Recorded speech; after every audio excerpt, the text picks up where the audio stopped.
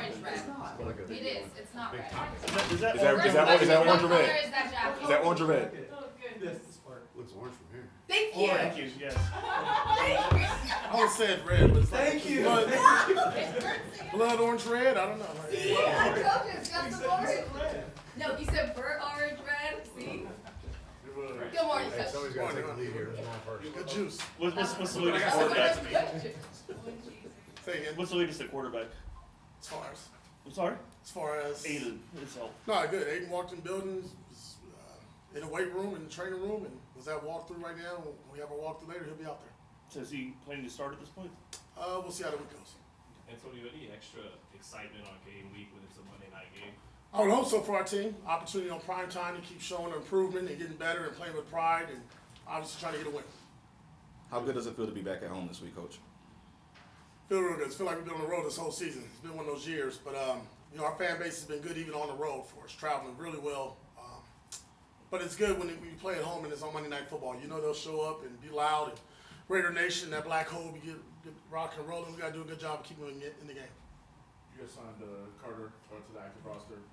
I guess what have you seen out of him that got him that promotion, and what does that mean for your quarterback room to have him there?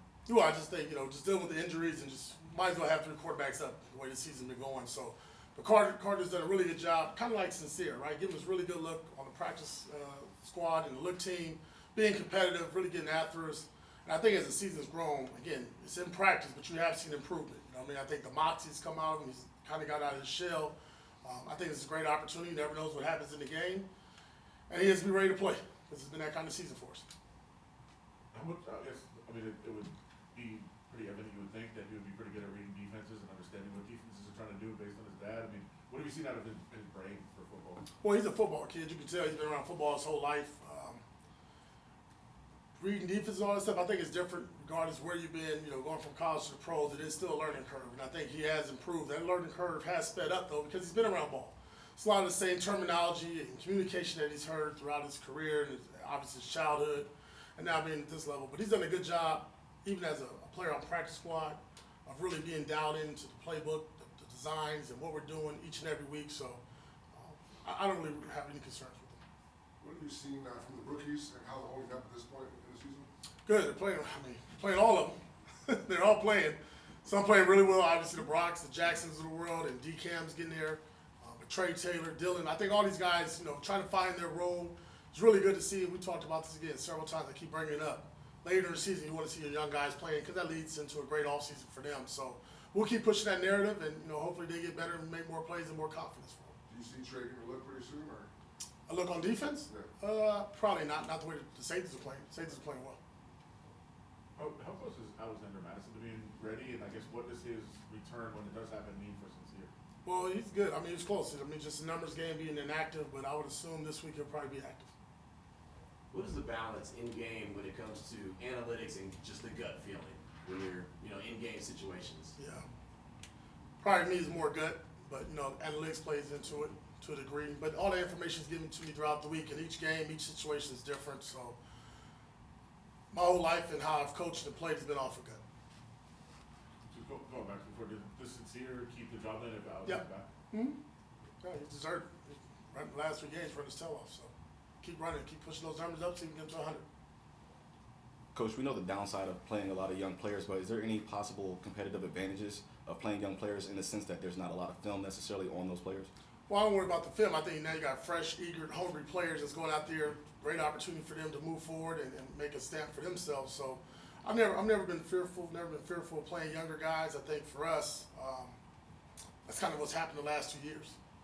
And what you see is growth. And as we continue to do that and keep building our team, I think a lot of teams, coaches especially, are judged off the development of young players. And I will say that's happening here. Antonio, what have you thought of Michael Mayers in the last few weeks since coming back? Yeah, listen, all the attention goes to Brock. And well deserving, but Big Mike is a really, really, really, really good tight end. And when the opportunities come, like they did last week, when they try to take away Brock early and we throw it to the open defender, Mike's giving up his body, see him jumping, diving, doing all this stuff, man. I think just getting him going, keep getting that confidence back since he's come back, getting him the ball, feeding him. But he's a tremendous talent. He's always been one of my favorite players here when we drafted him. And just the more we can get him going, the better we'll be. I like 12 personnel. That's really good grouping for us. So the better we can get those two players playing, Mike and Brock, I think the more dangerous we are. What has Adam Butler brought to this team this year, especially with the loss of Christian Wilkins? The energy, love for the game, passion, maturity, leadership, vocal player, a lot of stuff that we do with the games and rush coordination, he's a big part of it. And I ain't gonna lie, for now the last 2 years, he's been very productive. You know, rushing the passer, playing the run game, things that people probably knocked him for before he got here, he's really improved in those areas. You talk about Sincere and even Jonah recently, but what are some other players you feel on the team that has really stepped up when their number's been called and you see them having productive futures, not even just for the end of this season, but just moving forward on your team? I'll go back to it's good we don't talk about him, DJ Glaze. I mean, he's been the most consistent rookie that I think we've had other than Brock. The other player that you see, and you only see a little bit of him, hopefully give him some more reps, is Bernie. I think he's done a good job as well. Trey Tucker for the limited touches, but there's been some great opportunities there for him. And then Jackson Powers. I would say those are the guys that stand out. Isaiah Palomar is another one who's taking advantage of a player going down in Marcus Epps and has really stepped in and kind of put himself in position to be a starter going forward. Coach, can you go really quickly back to Adam Butler, just talking about, I feel like in the last couple of games, he's kind of had a little bit more speed to him, a little bit more pressure. What do you think that has to do with, like, in these last games, just getting himself more involved? Well, I think it's just a credit to not just him, but to our team, just the way they're playing. They're competing at a high level. I think there's opportunity for him. Let's be honest, he's a free agent, so nobody watches September film. You watch those last 5 to 6 games at the end of the season. Obviously, we're not in the playoffs, so he's making the most of his opportunities. Again, Christian Wilkins was our starting 3 technique. Adam Butler was a rotational guy, now he's a starter, and he's making the most of his opportunities. But he's always done it. Like, he's always been that guy. He's an undrafted guy that just kind of grinds and grits and finds his way. And more importantly, what I love about him, he's a team player. Like, he really keeps that group settled, calmed down, kind of like an older big brother, sort of say. But he's really been, I can't speak highly enough for what he's been able to do for us. The production, I wish I could, obviously equal up to more wins. But from an individual standpoint, very well. Has Jacoby Myers been that same guy, but at the wide receiver position?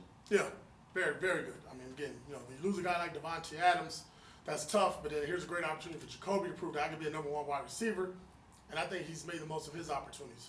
Hopefully we can get him to 1,000 yards with some wins here as well, double up on that one, and I think just showcasing everything that this player does, because he does so much dirty work that we don't ever talk about the receiver, right, and what he's able to do as a route runner. I mean, hell, he can throw the ball. We do a lot of stuff with Jacoby, so Jacoby's one of my guys that he's like an AP guy, right? If I can say who's an AP guy, it's Jacoby, right? He's got that grit and that toughness to him. Speaking of grit and toughness, obviously that's probably how the defense is preparing for a guy like Bijan Robinson, who can be pretty dynamic. What do you see when you look at Bijan? Yeah, I don't like watching him. Except with the other running back in. He's a really good player. I've watched him since high school, college. Dynamic player. I mean, reminds me when I played Reggie Bush. I mean, first guy doesn't tackle him, line him up a wide receiver, out the backfield, run game, impressive. I mean, a really, really good football player. We got our hands full with this one. We're going to need all 11 Raiders to make this guy get on the ground and tackle him. It's going to be a difficult challenge. Obviously, a tremendous player, but our guys are up for it. Coach, what do you think about, obviously, we brought up Bijan, but they also have a nice running back behind Bijan as well, and Tyler Algier. How do you make sure those guys stay focused even when Bijan is not necessarily in the game? Yeah, I mean, overall, this whole offense. I mean, let's keep naming guys. You got Pitts, you got Drake London, you got Tyler. I mean, this is a really explosive, dynamic offense with Kirk Cousins there. Offensive line is playing well, plays good as a unit. We're going to have to be dialed in. And I thought last week our team against a very good, explosive offense in Tampa Bay for 3.5 quarters did just that. And we're going to need to do that for 60 minutes. You talked about Michael Mayer on the field, what he's done. How has he been just off the field, getting back with the team, being back around here? Just like Big Mike, smiling, being himself, big personality. That's what we missed when he was gone. That's good.